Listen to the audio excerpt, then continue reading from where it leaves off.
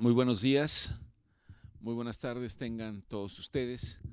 Bienvenidos sean a Cristo en nuestra familia. Palabras que engloban el hecho de que Dios desea que todos vengan a la luz del entendimiento, a la luz del conocimiento, que vayamos y nos reunamos con Él para tener una convivencia con Él y a su vez con todos y cada uno de todos aquellos que estarán en el reino de Dios. Ese es el deseo del corazón del Señor. El Señor nos ha señalado que a todos aquellos que han recibido a su Hijo, a nuestro Señor Jesucristo, y que han reconocido el sacrificio de éste en la cruz, que ellos conocen que nuestro Señor Jesucristo murió por todos nosotros a causa de nuestros pecados. Y que no solo murió, sino que resucitó y hoy se encuentra a la diestra del Padre. El Señor ha señalado que todos aquellos que han creído en este evento, en este sacrificio, que han creído en la resurrección, que han aceptado al Hijo de Dios, Dios mismo dice que entonces merecemos ser llamados hijos de Dios. Y no se trata por lo que hagamos o dejemos de hacer, en el sentido de buscar esta relación y esta comunicación, esta intimidad con el Señor.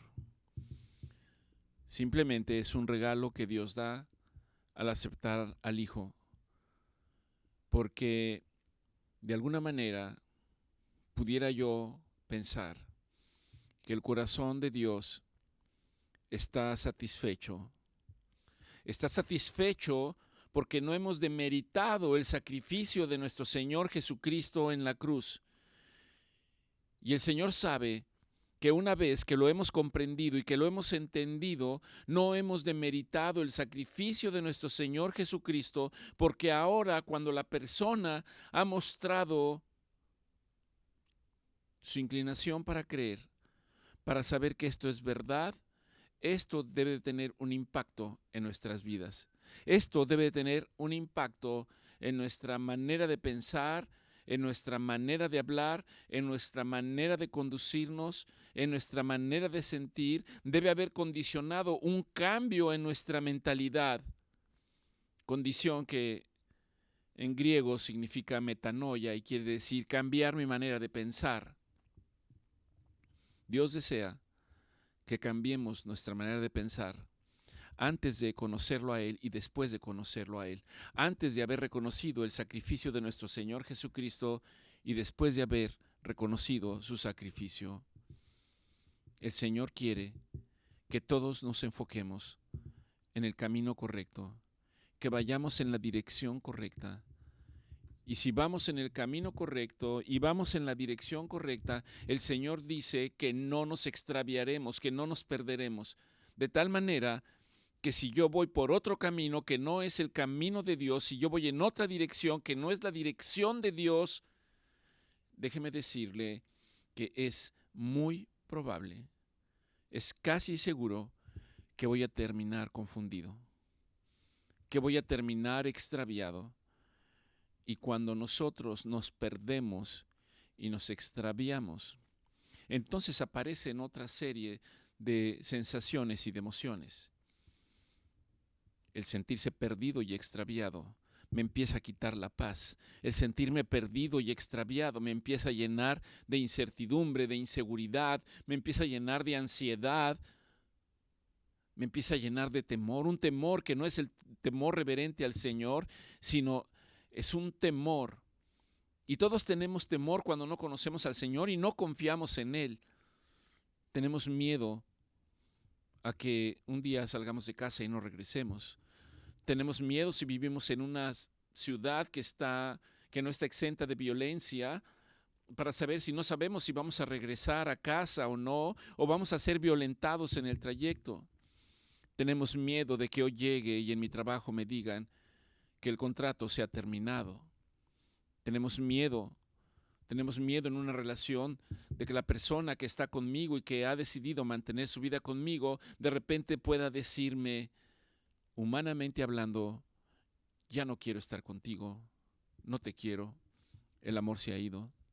Tenemos miedo de que nuestros hijos crezcan y sean atrapados por las circunstancias del mundo, que ciertamente cada día son menos agradables. De tal manera que si perdemos el camino, de tal manera que si perdemos el rumbo, de tal manera que si perdemos la dirección, vamos a experimentar ansiedad, angustia, incertidumbre, depresión. Y creo que de alguna u otra manera todos hemos pasado por estas experiencias en mayor o en menor medida. Tengamos la edad que tengamos, sea usted un joven o sea usted un anciano.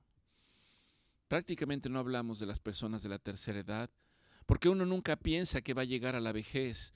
Pero cuando empiezas a llegar a la vejez y ves que tus hijos han crecido, que han hecho su vida, que se han marchado, entonces empiezas a ver que es una realidad, que empiezas a quedarte solo cuando no conoces a Dios.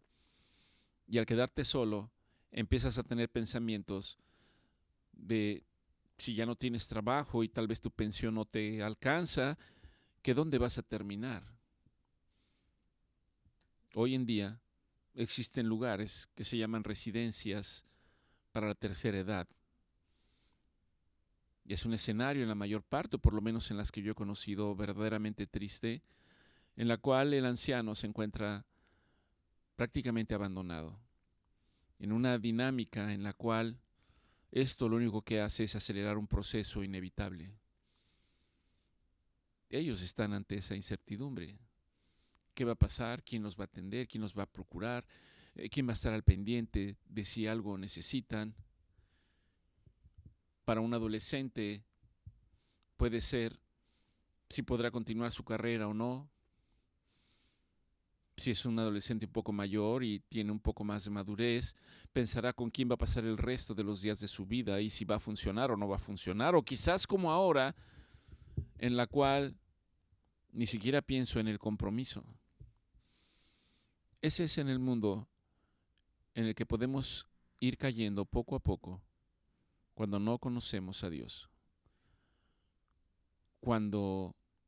Aun cuando alguien nos haya hablado y le hayamos conocido, decimos, bueno, mira, Dios está muy bien, todo está muy bien, yo creo que existes porque no creo que la vida pueda existir sin ti, pero ahora no es el momento, ahora estoy muy ocupado, tengo muchas ocupaciones, tengo muchas cosas por hacer, tengo planes que llevar a cabo. Dios me permite, en relación a mi profesión, escuchar personas que una vez que han sido diagnosticadas con un proceso de enfermedad grave, mortal, entonces ellos dicen, esto me ha cambiado la vida y ahora no sé qué voy a hacer. Ahora hay una incertidumbre mayor, porque ahora no sé si voy a vivir o voy a morir. Pero cuando usted encuentra el camino, tal y como dice el Señor en su palabra, Dios, tú eres el que me muestras el sendero de la vida. Y no solo Dios, nuestro Señor Jesucristo dijo, yo soy el camino. Me muestras el sendero de la vida. En tu presencia hay plenitud de gozo. Nuestro Señor Jesucristo lo expresa diciendo, yo soy el camino, la verdad y la vida. Quien viene a mí yo no le rechazo. Y quien viene a mí encontrará la vida y verá que esta vida es abundante y es una vida eterna. Cuando encuentra a Dios verdaderamente, cuando usted voltea su corazón, cuando usted voltea su mente hacia Dios, las cosas cambian. No cambia su realidad, no cambia el entorno, pero algo sucede, algo cambia. Ahora usted se siente seguro, ahora usted se siente en paz. Las aflicciones no han pasado, pero ahora usted sabe que Dios se ha hecho una realidad en su vida y que ahora entonces Dios dice, no te voy a dejar y no te voy a desamparar. Siempre te voy a sostener con mi diestra de poder. Simplemente confía y cree. Y ese es el punto en el cual Dios quiere llevarnos. Pero no nos puede llevar si yo no doy un paso hacia Él. De joven escuchaba mucho la palabra libre albedrío y entendía que libre albedrío es algo como que yo puedo decidir lo que quiero, cuando quiero, a la hora que quiero, como quiero. En otras palabras, llanas y simples, puedo hacer lo que se me dé la gana. No sé si tú puedes buscar libre albedrío, qué significa, cuál es el término que deriva. Vamos a ver si lo encuentra para ver cuál es, de acuerdo a la Real Academia, qué significa libre albedrío. Pero tiene que ver con el hecho de que el hombre puede decidir por sí mismo. Desafortunadamente, a veces escogemos y decidimos por cosas que a veces no son las más convenientes para nuestra vida. Y voy a la palabra y la palabra de Dios me dice, mira, todo te es permitido, todo. Y cuando dice que todo me es permitido, yo puedo tomar cualquier cosa, pero luego hay una cláusula que dice, mas no todo te es conveniente. No todo te es conveniente.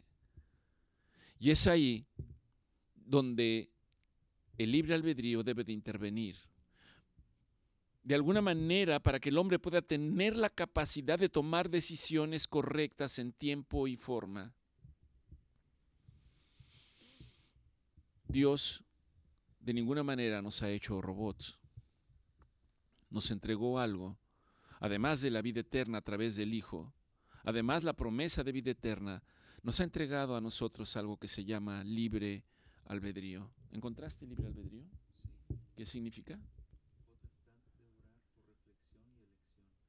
Es una potestad de elegir, potestad de elección. Eso quiere decir albedrío. Dios nos ha dado libre albedrío en el proceso de todos los días, porque no es simplemente que nosotros hayamos podido tener un encuentro con nuestro Señor Jesucristo, que ahora conozcamos, porque el Señor me dice a través de su palabra, y aquel que quiera seguirme, tome su cruz, y añade, cada día, todos los días, y sígame. ¿Qué significa tomar la cruz? No voy a hablar de eso el día de hoy. Nuestro Señor Jesucristo tomó la cruz. ¿Y qué pasó en la cruz? Nuestro Señor Jesucristo murió, entregó su vida. Para nosotros, ¿qué significa tomar la cruz? En sentido figurado, significa también morir. Morir a mi propia voluntad, morir a mis propios deseos, morir a mis propias expectativas y permitir que crezca, nazca en mí, que florezca en mí el deseo, la voluntad y el propósito de Dios. Y lo maravilloso es que esto ocurre sin que usted pierda su albedrío, su elección. Eso es lo que Dios desea. Dios desea que una vez que hayamos entendido, vayamos delante de la presencia de Él. Y dice, para que seamos alabanza de su gloria. Algunos han definido e interpretado cuando dice alabanza de la gloria, quiere decir alabar con nuestra boca, quiere decir exclamar, hacer proclamaciones de alabanza, glorificando al Dios que nos ha creado. El debate de los siglos, en medio del libre albedrío, es decidir a quién voy a seguir hoy. ¿Voy a seguir mi intelecto? ¿Voy a seguir el conocimiento del hombre? ¿O voy a seguir a Jesús? Y si voy a seguir a Jesús, Jesús dijo que todo lo que hacía Él era para alegrar al Padre. Era para cumplir la voluntad del Padre. Y hay un libro en la Escritura que es el libro de los Salmos, que se engloba dentro de un grupo de libros llamados Tehilim. Y el término en singular, porque también hay singular y plural, de donde deriva este término, viene de un término que se llama halal en hebreo y que quiere decir adoración en singular. Y tehilim quiere decir adoración en plural, que quiere decir cánticos de adoración. Eso quiere decir el libro de los Salmos. Y mientras reflexionaba yo en estas cosas, el Señor me ha llevado en esta semana para esta reunión al Salmo 32. Y el Salmo 32, el Señor me hace ver a través de su palabra que es un recordatorio. Usted seguramente pone notas en la pared, en su oficina, en su computadora, para que le recuerden las cosas que tiene que hacer. Los salmos son un recordatorio del poder de arrepentimiento y la confesión.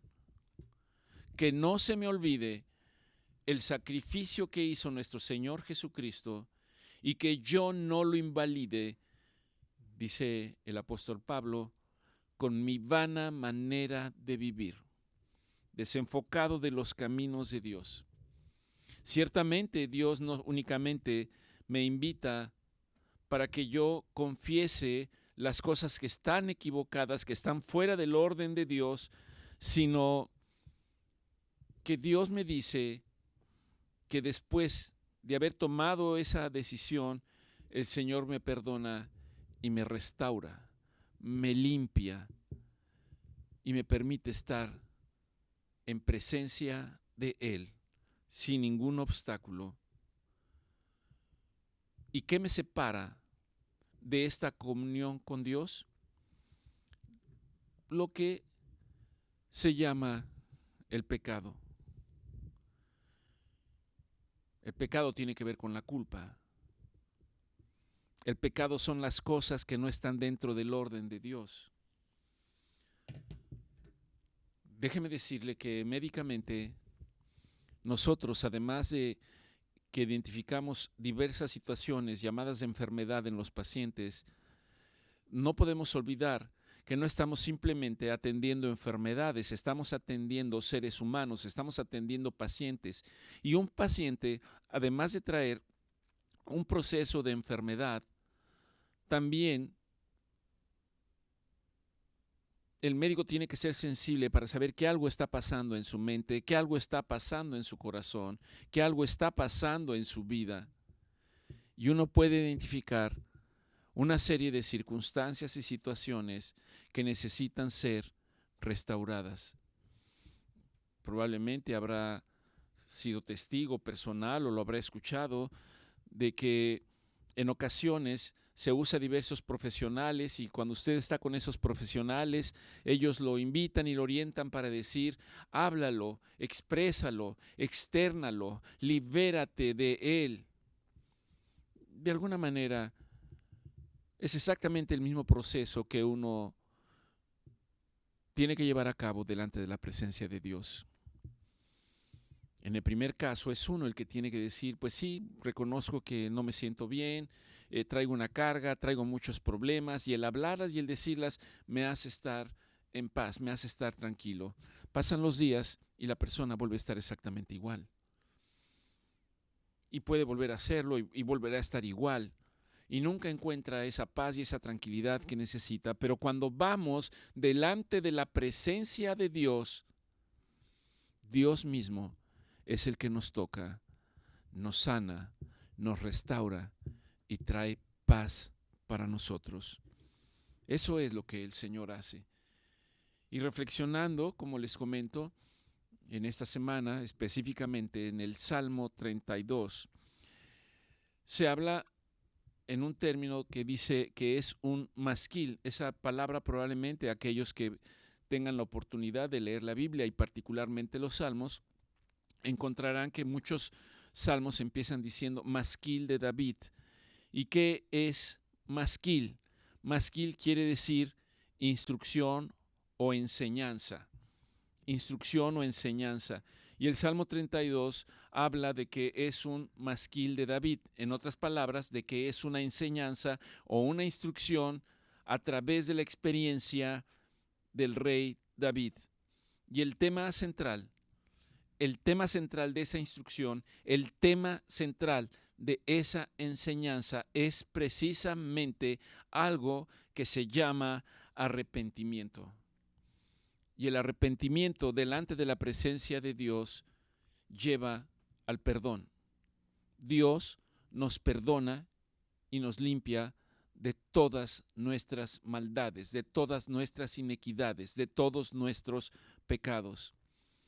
De tal manera que después del arrepentimiento y en secuencia viene el perdón, esto trae una consecuencia, es como una fórmula matemática. Arrepentimiento más el perdón de Dios es igual a la bendición de Dios. ¿Puede usted repetirlo? Arrepentimiento más el perdón de Dios, esto es igual a la bendición de Dios sobre su vida. Pero esa bendición, como he señalado, tiene que venir y ser consecuencia precisamente de que nosotros confesemos delante de Dios las cosas que están equivocadas, las cosas que están erradas en nuestra vida. Y el Señor empieza una obra maravillosa a partir de ese momento.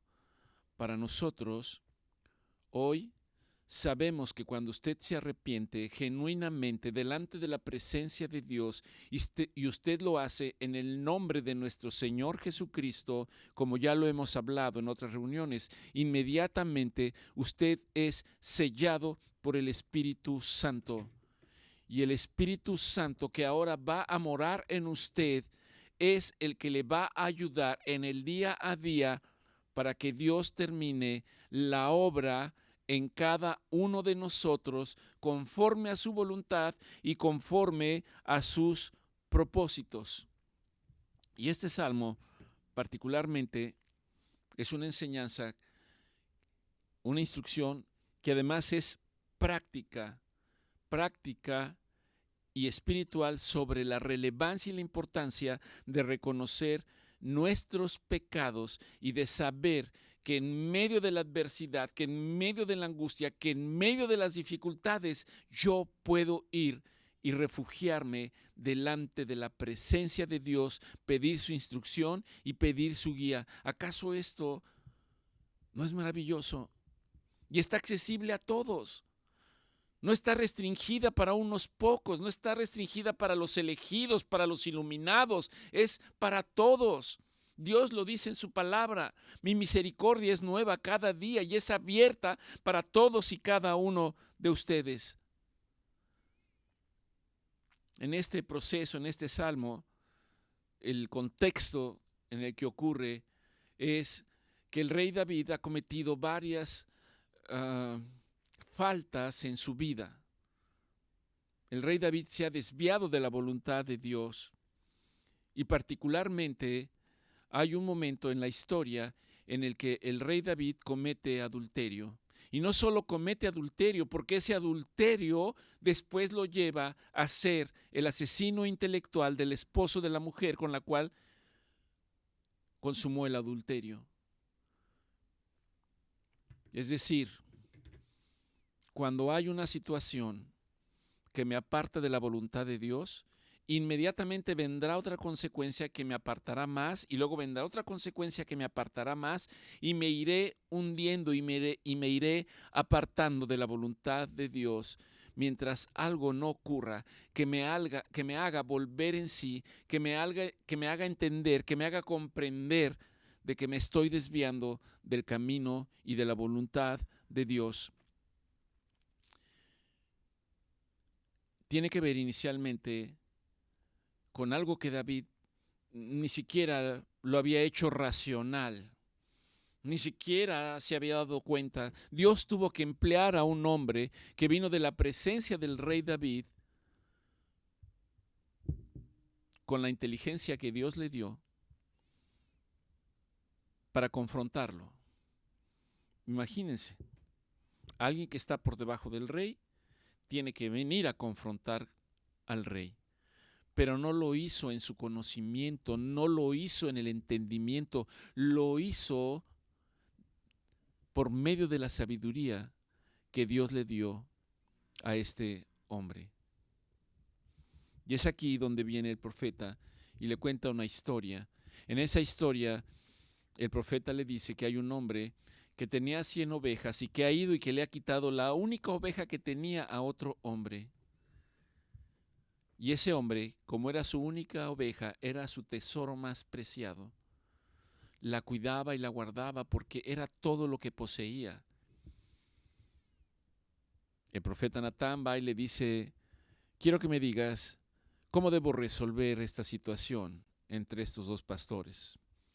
Uno, al cual le ha sido quitado lo único que tenía, su única oveja, y el otro, que es dueño de 100 ovejas, simplemente agregó una oveja más a su rebaño. David le dice casi inmediatamente: ese hombre debe morir. Y el profeta se voltea y lo ve y le dice: ese hombre eres tú, David. Ese hombre eres tú. E inmediatamente vino entendimiento y revelación para David, sabiendo que él era ese hombre que le había quitado a otro lo más preciado. Y no solo le había quitado lo más preciado, sino además le había privado de la vida. Ese es el contexto en el cual está transcurriendo este salmo. En este contexto, después de que él se da cuenta de su maldad, que se da cuenta de su pecado, tiene que llegar al arrepentimiento y finalmente a pedir perdón a Dios por sus actos y por su maldad. A veces nosotros, humanamente hablando, decimos: yo no tengo pecados, yo no tengo de qué arrepentirme, a mí no tienen de qué señalarme ni de qué juzgarme. Pero esto ocurre porque tengo el entendimiento aturdido. No puedo ver la verdad, no puedo escucharla. Mis sentidos están cauterizados, porque dice la palabra de Dios que no hay uno solo digno para estar delante de la presencia de Él. Solo hubo uno, y actualmente está a su diestra y se llama Jesucristo. Pero fuera de eso, no vemos, no escuchamos y no sentimos porque no entendemos, no nos damos cuenta de ello. Y Dios tiene que emplear medios para que en un momento determinado nosotros podamos ser conscientes de nuestra situación personal y para con los demás. Y al entender mi situación personal y para con los demás, el Señor me va a llevar para ver que realmente hay cosas que necesitan ser limpiadas, hay cosas que necesitan ser restauradas, hay cosas que necesitan ser limpiadas en mi vida y que una vez que yo las reconozca, debo ir delante de la presencia del Señor para pedirle perdón. Y una vez que uno ha hecho esto, uno ha abierto una puerta para que Dios empiece a derramar su bendición sobre nuestra vida. Y debo subrayar la bendición de Dios sobre nuestra vida conforme a su voluntad y a sus propósitos, y no pensar culturalmente en que bendición tiene una connotación para el mundo occidental. La gente, cuando dice eres muy bendecido, casi siempre habla: tienes muchas cosas materiales, tienes mucho dinero, eres muy prosperado. Y bendición no tiene que ver exclusivamente con cosas materiales y no tiene que ver exclusivamente con el dinero. La Biblia da muchos ejemplos alrededor de esto. Dice el Salmo 32, a partir del versículo 1 y hasta el 11, lo vamos a leer completo y quiero que me acompañe. El Salmo de David, como repito, empieza diciendo masquil de David. Esta es la instrucción y la enseñanza de David. Bienaventurado, así empieza, bienaventurado aquel cuya transgresión ha sido perdonada y cubierto su pecado. Transgresión es una falta que se ha cometido contra algo, contra alguien. Y dice el Salmo 32:2, bienaventurado, nuevamente, bienaventurado el hombre a quien Jehová, a quien Dios no culpa de iniquidad, no culpa de maldad, y en cuyo espíritu no hay engaño. En otras palabras, quiere decir un hombre íntegro y honesto delante de la presencia de Dios. Salmo 32:3 dice, mientras callé, ¿de qué está hablando el salmista? Está hablando que mientras no declaró su pecado, mientras no declaró su falta, dice, se envejecieron mis huesos, en mi gemir todo el día, porque de día y de noche se agravó la mano de Dios sobre mi vida, y se volvió en mí verdor en sequedades de verano. 32:5, pero te declaré mi pecado y no encubrí mi maldad. Y yo dije, confesaré mis transgresiones, confesaré mi maldad, confesaré mis pecados delante de Jehová, y tú, oh Dios, perdonaste la maldad de mi pecado.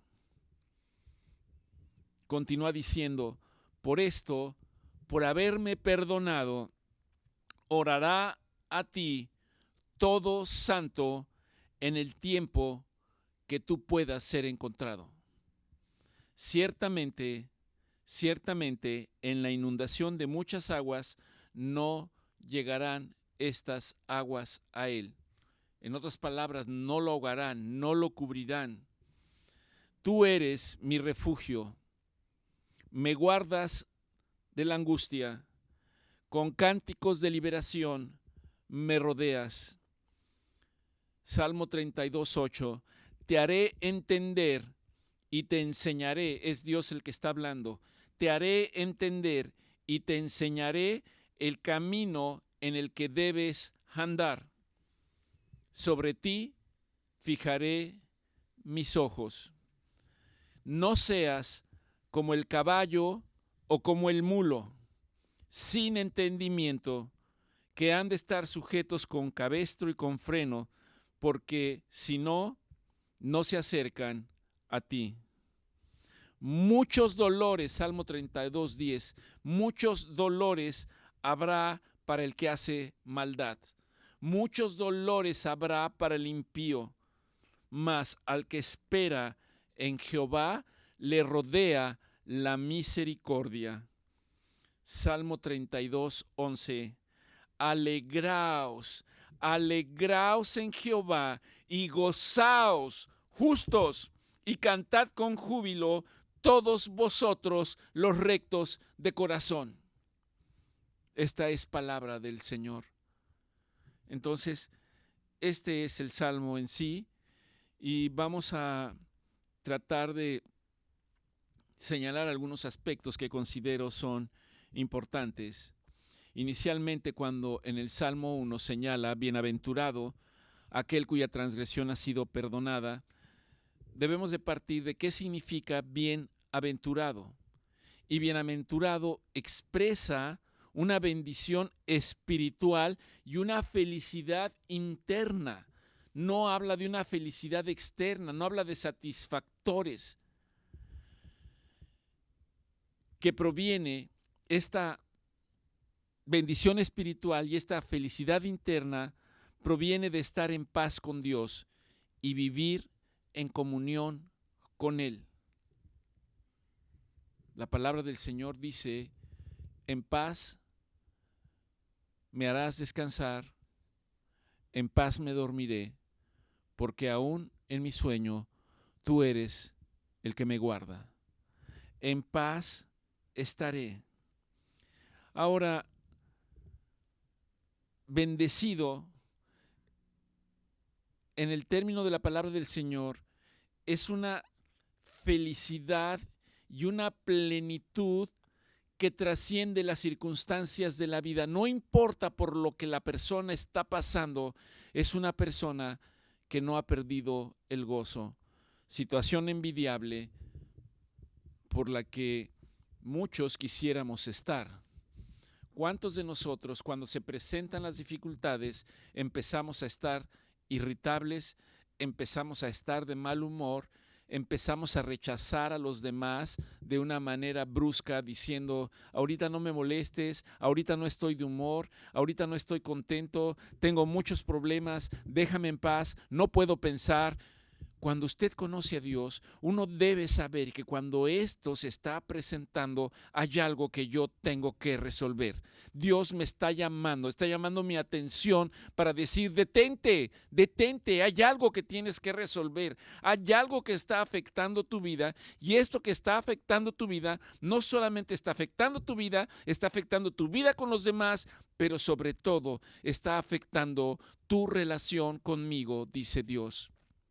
Dios dice, detente, detente, examina, piensa y analiza la circunstancia que te está llevando a estar en esa situación. Y una vez que la hayas identificado, entonces ve delante de la presencia de Dios y tienes que decir, Señor, yo no puedo con esto, pero tú sí puedes, Señor, ayúdame, ayúdame. Y la palabra y la promesa del Señor dice que inmediatamente vendrá en nuestra ayuda. Tal vez no de la manera en la que yo esté pensando o me esté imaginando, pero Dios me mostrará la solución y la salida. Casi todas o muchas de las cosas que tenemos tienen que ver con nuestra irritación con los demás, con nuestro enojo con los demás, con nuestra rebeldía con los demás, con nuestra soberbia con los demás, con nuestra vanidad sobre los demás, y por lo tanto debemos de ir delante del Señor y decir, perdóname Dios, perdóname Señor. Y una vez que usted va delante de la presencia de Dios, el pedir perdón delante de Él, aunque usted no pueda comprenderlo o entenderlo, esto le va a traer paz, gozo y libertad. Paz, gozo y libertad. Y la gente que le rodea y esté enterada de su situación dirá, bueno, pero ¿no te das cuenta de la situación? ¿No te das cuenta qué tan grave está? Pero aquellos que confían de Dios podrán decir, y luego, yo no puedo resolver nada con mis propias fuerzas, pero Dios sí puede, y Dios me sostiene, y Dios me fortalece, y Dios ha prometido que estará conmigo. Él sí puede, Él es el que pelea todas mis batallas, pero hay un requisito. Yo debo de llegar a un punto de reconocer mis errores, mis faltas y pedir perdón. En el Salmo 32:2 decía que bienaventurado el hombre que no es hallado con maldad y que Dios no le ha juzgado. Y entonces tiene que ver con el hecho de que mientras estamos viviendo una vida de maldad, estamos viviendo una vida de pecado, eso trae consecuencias. La vemos todos los días, independientemente de la circunstancia por la que estemos transcurriendo. Cualesquiera que sea, tiene una consecuencia. Y esa consecuencia me hace a no vivir tranquilo, a no vivir confiado y a no tener paz. El pecado no confesado trae a la persona sufrimiento, angustia, sufrimiento espiritual, emocional e incluso físico. La mano de Dios tiene que venir sobre nosotros para llamar nuestra atención y que nosotros podamos levantarnos, ese es el libre albedrío, nosotros podamos levantarnos y podamos de ir delante de la presencia de Dios y decir, Señor, solo tú puedes ayudarme. Solo tú puedes aliviar mi dolor. Ni el clonazepam, ni el diazepam, ni todos los panes del mundo podrán aliviar y quitar permanentemente la angustia, la desesperación y la tristeza de su vida. Si usted se encuentra ahí, este es un momento en el que Dios lo está llevando para decirle: tú no puedes, pero yo sí puedo. Y si tú me abres la puerta y yo estoy contigo, entonces mi palabra se hará una realidad en tu vida. Y con Dios soy más que vencedor, en Cristo soy más que vencedor, pero nosotros tenemos en esa capacidad de libre albedrío permitir que Dios tome el control. Y Dios toma el control cuando nosotros vamos delante de Él, nos arrepentimos, confesamos nuestras fallas, nuestros delitos, nuestros pecados, y el Señor actúa inmediatamente fortaleciéndonos. Después recuerde que en el Salmo 32:3 dice: mientras callé se envejecieron mis huesos en mi gemir todo el día, porque de día y de noche se agravó se agravó sobre mí tu mano. Y cuando pienso en esto, he estado en varios escenarios en donde hemos visto pacientes que han llegado pues muy descompensados, por ejemplo, diabéticos o hipertensos, en los cuales los familiares nos dicen: pues estaba muy bien, pero hizo un coraje tremendo y le subió la presión y empezó a convulsionar. Hizo un coraje tremendo y entonces le subió la presión. Hizo un coraje tremendo y entonces le subió el azúcar. Y vemos cómo las consecuencias de nuestra vida, en tomando nuestras propias decisiones, traen una consecuencia incluso física. Y a veces esa consecuencia física puede llevarnos a la muerte. De tal manera que nos conviene ir delante de la presencia del Señor todos los días, todo el tiempo. Y no importa que me llamen un religioso, el Señor me invita a estar delante de su presencia. Si Dios es el dueño de todas las cosas, entonces, ¿a qué partido me voy a afiliar? Pues me voy a afiliar al único partido, al verdadero partido, por llamarlo de alguna manera, al partido que Dios es el líder, al partido que lleva a la salvación, al partido que lleva a la bendición. El sufrimiento interno es causa de enfermedades. Se manifiesta principalmente, los médicos le llamamos muy elegantemente, a través de enfermedades psicosomáticas. Escenario tras escenario. Hemos visto personas que vienen y dicen: pues me duele, tengo un dolor aquí en la cabeza, y luego me baja el pie, y luego viene para acá atrás, para la espalda, y es insoportable. Médicamente, uno sabe que muy probablemente esa persona tiene un problema, vamos a llamarlo, psicosomático. En otras palabras, tiene un problema en su alma. Su alma está angustiada y solamente hay alguien que puede traerle el remedio perfecto y correcto.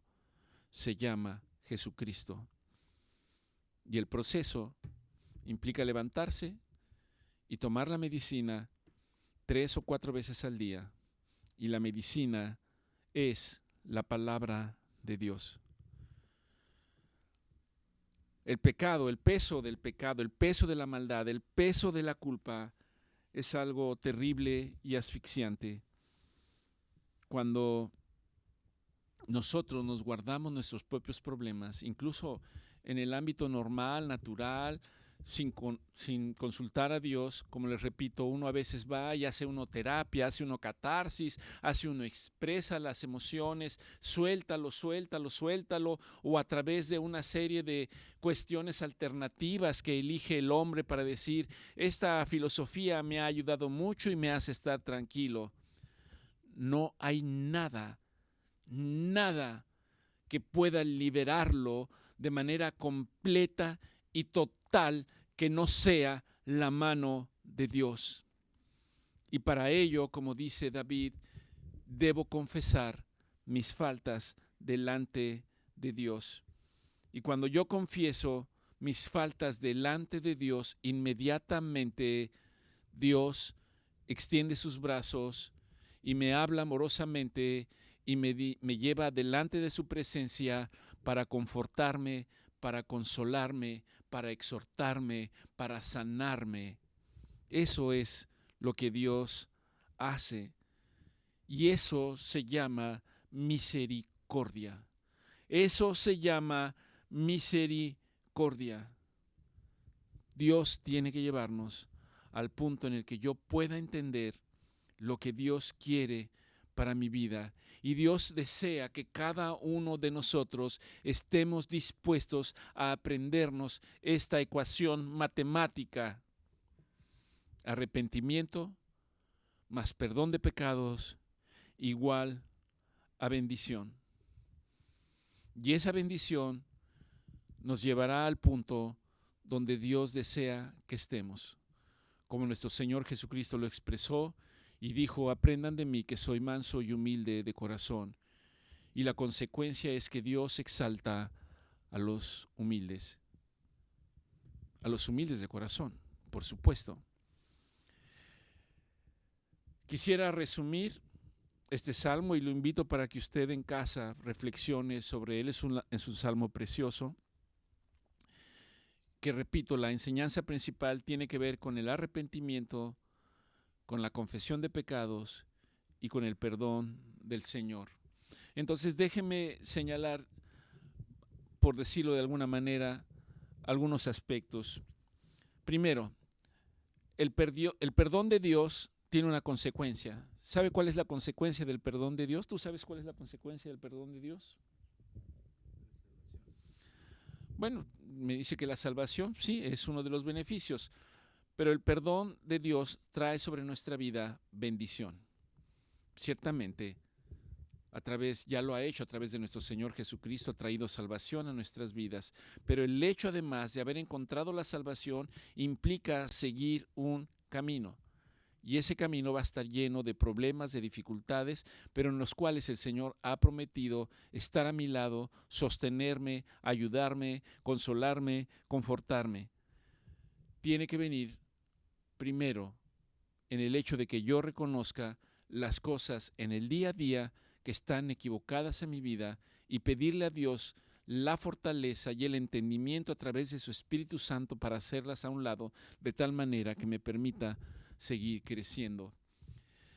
Segundo aspecto, todo pecado, toda circunstancia nociva que ocurre en nuestra vida, que no la confesamos, que no la vamos delante de Dios para señalarla, inevitablemente va a traer en nuestra vida sufrimiento. Y ese sufrimiento va a estar representado por malestares físicos, por alteraciones emocionales o por afectaciones espirituales. No me voy a detener mucho ahí, hay mucho de qué hablar al respecto, pero únicamente quiero que en este momento recuerde que el hecho de no confesar nuestros pecados, de no ir delante de Dios y reconocerlos, puede traer a nuestra vida afectación física, emocional y espiritual. Como tercer aspecto, el hecho de ir delante de Dios, confesar nuestros pecados, trae una consecuencia. La consecuencia se llama libertad, libertad para adorar al Señor, libertad para estar en su presencia, libertad para agradecerle, libertad y restauración, porque viene a través del perdón inmediato de Dios. Como cuarto aspecto que no debemos olvidar es que Dios es nuestra guía y nuestro refugio en medio de la adversidad. Dios dice, el salmista dice, muéstrame el camino de la vida. Y Dios le responde, y entonces el salmista, una vez que ha reconocido el camino, le dice a Dios, me muestras el camino de la vida.